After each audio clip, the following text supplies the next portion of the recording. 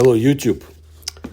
Sitting within the Polynesian Triangle, an area located between Hawaii, New Zealand, and Rapa Nui, Easter Island, French Polynesia is made up of more than 100 islands and atolls, a landmass equal in area to Paris and London combined, scattered across open ocean, the size of Europe, up to 4,300 miles away from its nearest neighbors, Chile and Australia. The French overseas territory is incomprehensibly remote.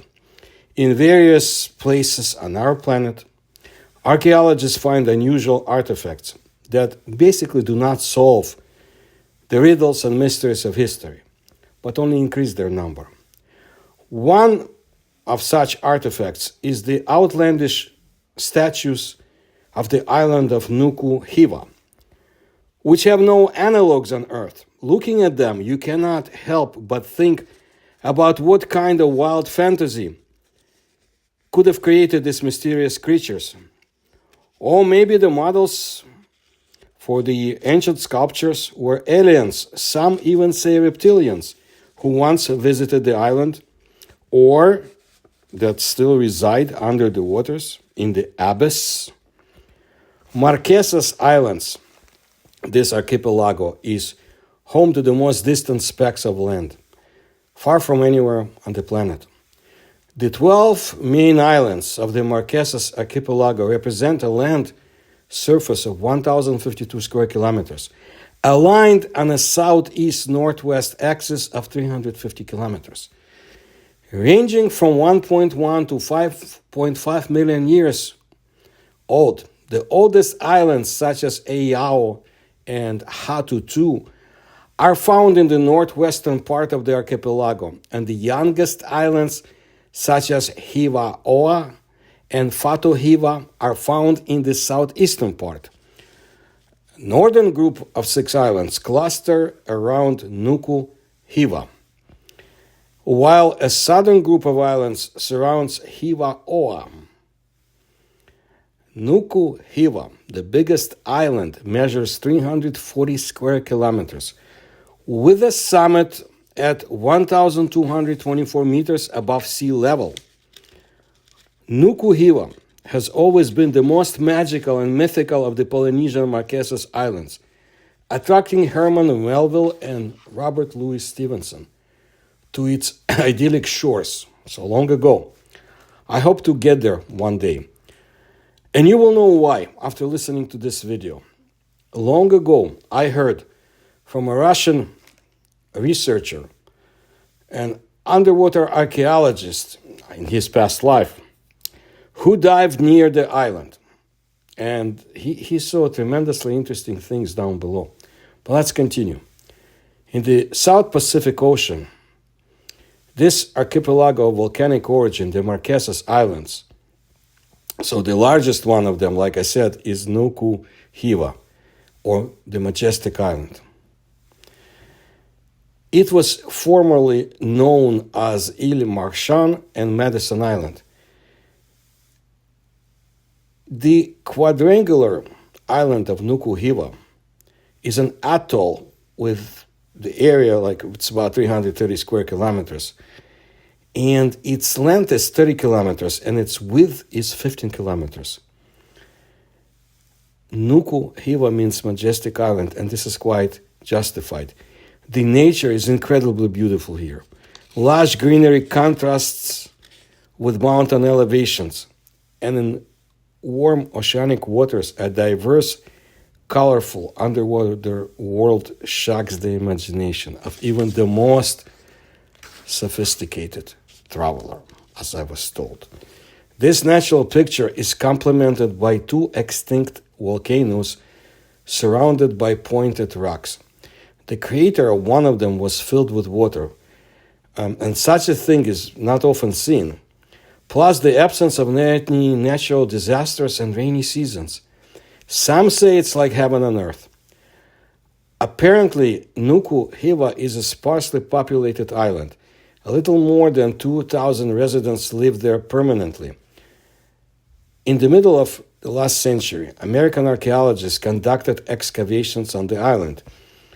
And based on them, it was established that the first inhabitants appeared on the island as early as 150 Common Era, but I've heard different numbers. They arrived from the island of Samoa, and then they gradually colonized New Zealand, the Cook Islands, Tahiti, and Hawaii. The population was mainly engaged in pottery and stone processing. This is why stone houses, famous Tiki sculptures, and other structures stood on the island already in the year 1100 Common Era. As the centuries passed, the island's population grew enormously.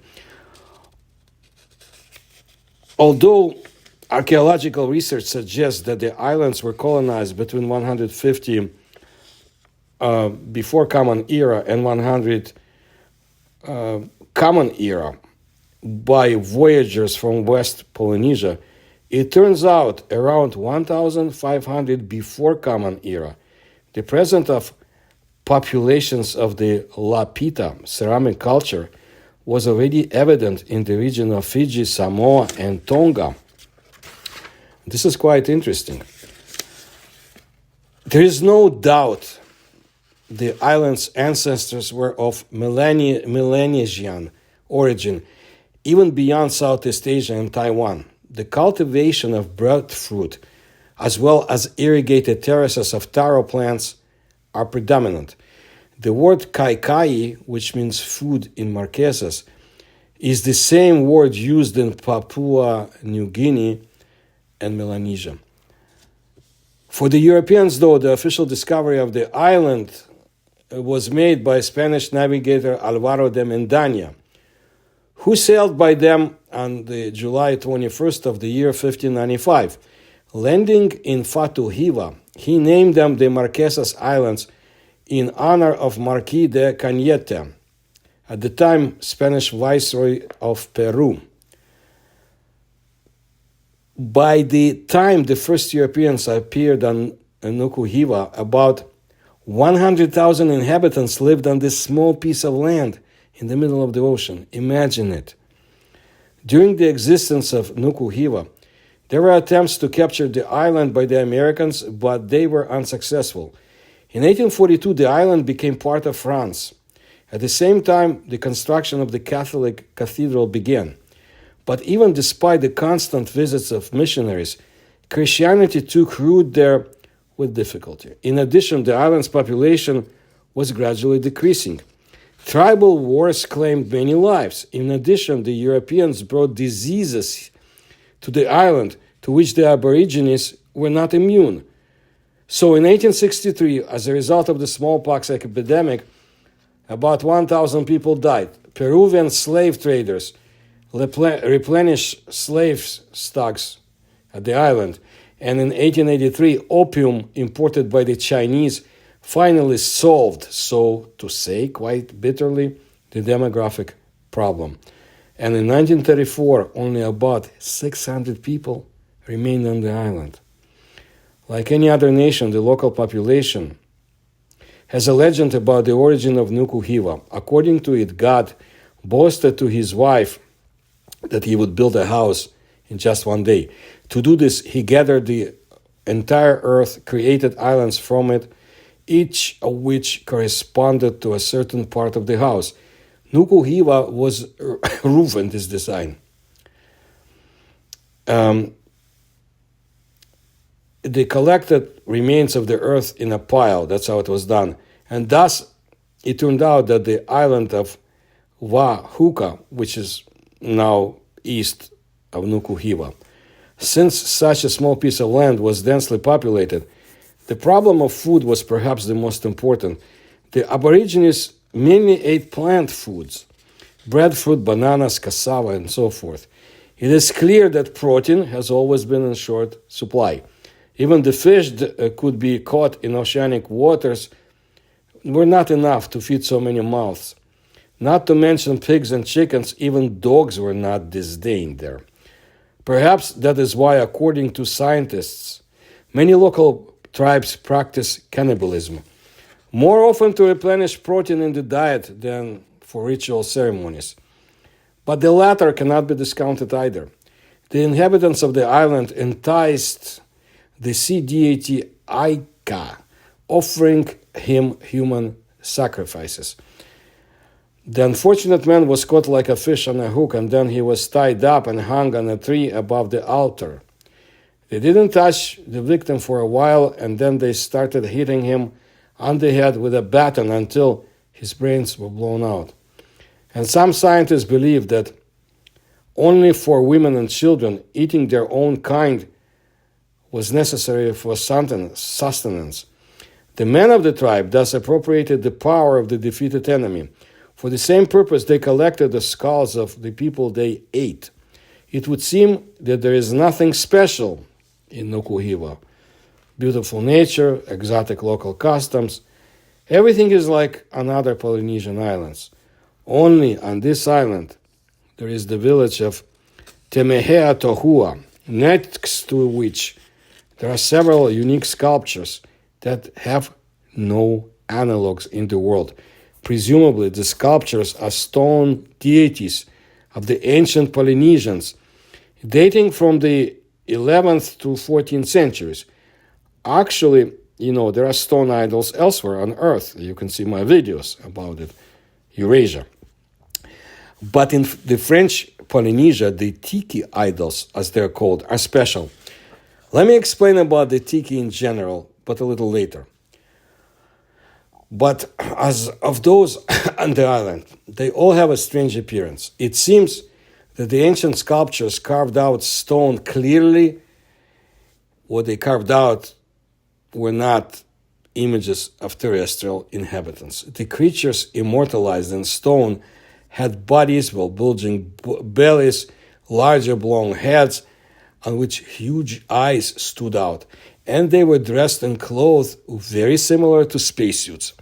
Scientists have not yet been able to figure out what it is, the fruit of the imagination of a mad sculptor or the impression of encounter with alien creatures. But even the most skeptical researchers are sure that there is nothing human in these statues.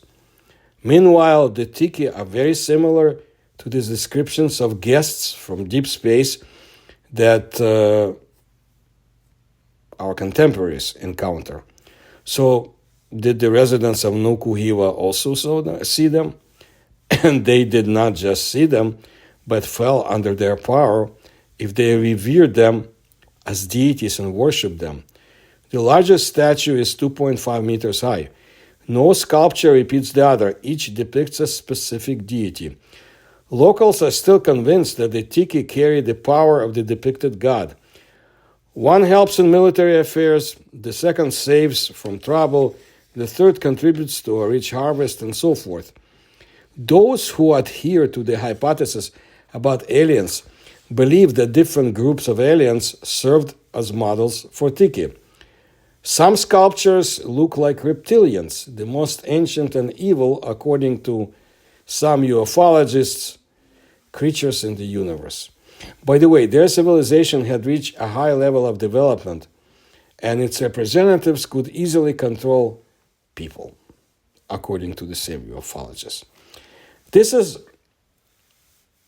about that worship. Now, let me explain about the Tiki in general. You see, the Polynesians, they were pagans. Each island, family, and profession had its own gods with different complementary functions.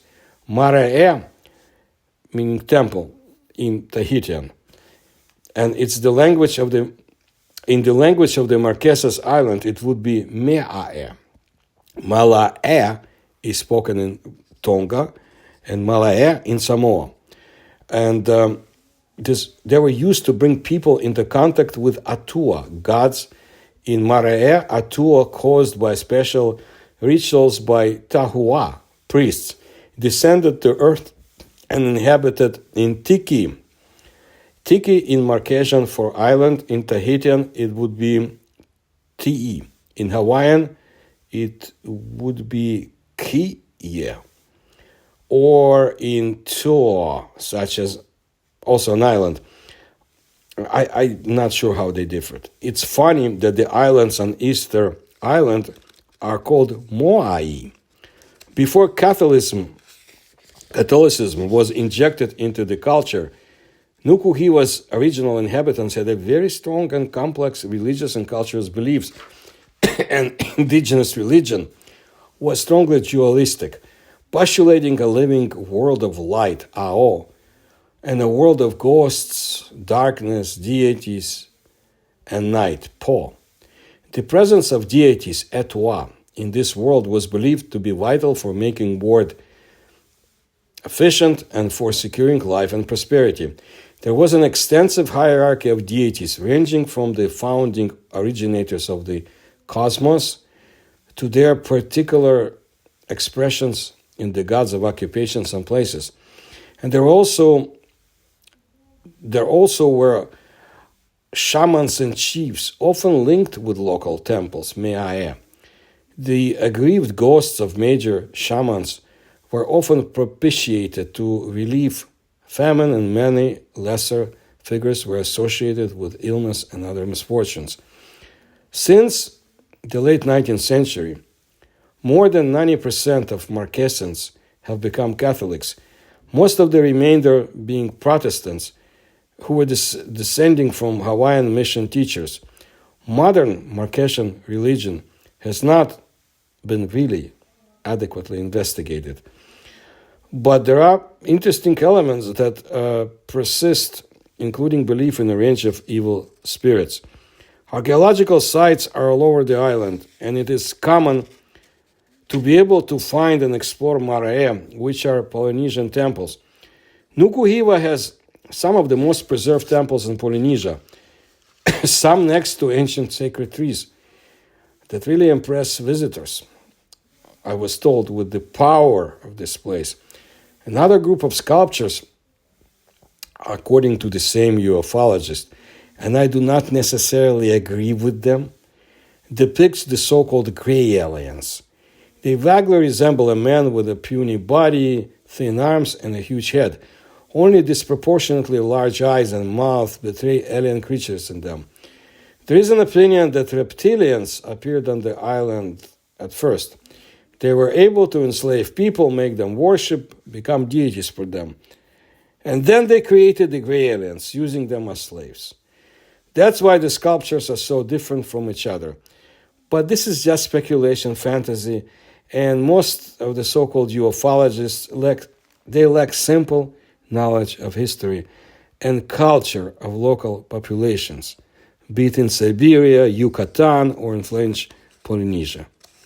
Today, we do not know if mankind will ever be able to solve the mystery of the island of Nuku Hiva. I have my own ideas, and one day I will present them. But most important, a few decades ago, I talked with this Russian explorer who dived near the island, and he told me that he observed curious artifacts down there, including what look like submerged statues. For now, it's all hearsay. I never heard back from him, and if I do, I will contact the Department of Underwater and Marine Archaeological Research. Excuse me, please.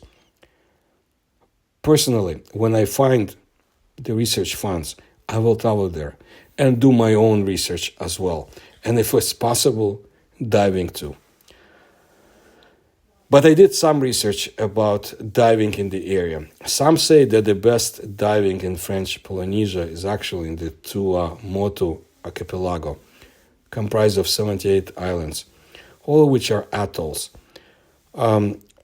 Whakarava is home to a UNESCO-listed biosphere reserve, rich with marine life, including underwater canyons, coral heads, and a high concentration of white-tip sharks, turtles, and more.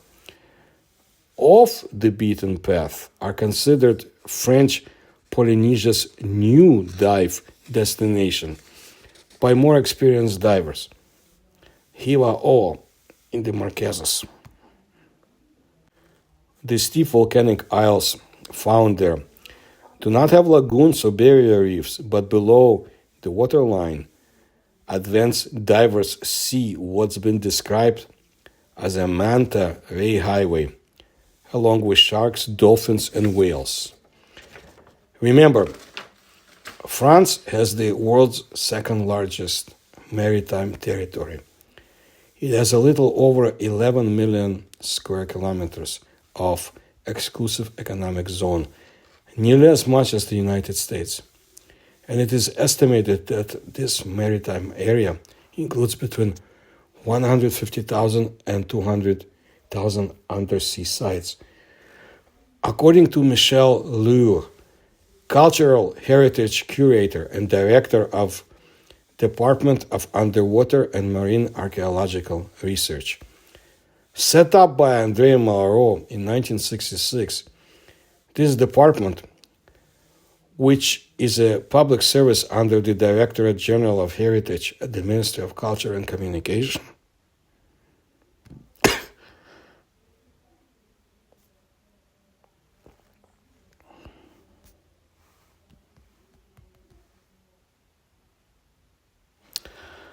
was the first body devoted to submerged archaeological research in the world. Originally conceived as a tool for expanding France's influence across the world, it is responsible for studying and protecting marine archaeological heritage, especially from the plundering of wrecks, underwater wrecks.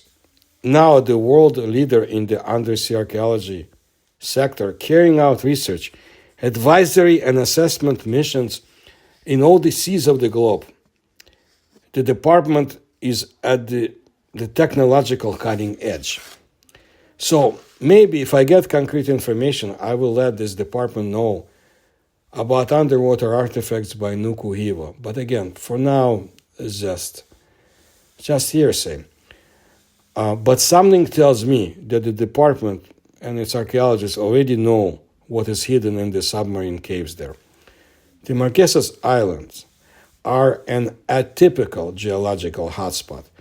With islands moving from the southeast to the northwest, most of the islands are shield volcanoes. These have evolved into huge calderas, which in turn have been destroyed into halves by the action of marine currents. Once 20 kilometers in diameter, the Eao and Nuku Hiva calderas have collapsed in their southern and southeastern parts. Exposed to a different current, Fatu Hiva has collapsed in its western part, showing a concave side to the west. The Marquesas Islands are bathed by the east to west flowing south equatorial current in the north, and by the west to east flowing south equatorial countercurrent in the south. However, the archipelago is mostly under the influence of the south equatorial current, which is helped by the easterly trade winds. Located in the subtropical zone, the waters of the Marquesas Islands are rich in nutrients. The southern frontier of the archipelago's waters is deeply subjected to the equatorial, upwelling deep ocean waters coming to the surface, which favor the development of phytoplankton. This means that there is an intense biological activity there in comparison to the surrounding oceanic waters. Now, I want to tell you about sharks. So you understand, if you ever go there, you got to be prepared and understand that there are 20 species of sharks that are noted in the Marquesan waters, including the classic reef sharks, gray, white tip, black tip, reef and black tip, and also in the silver tip shark is there. Silky shark, sicklefin, lemon sharks, oceanic white tip shark, tiger shark, blue shark, short fin mako shark, scalloped hammerhead shark, the great hammerhead shark, tawny nurse shark, whale shark, and 2 species of thresher sharks. So there is enough of danger out there. Moray, eels, octopi, and cave diving, by the way. There are very interesting giant lobsters, groups of stingrays, and pockets of fresh water or air to explore down there.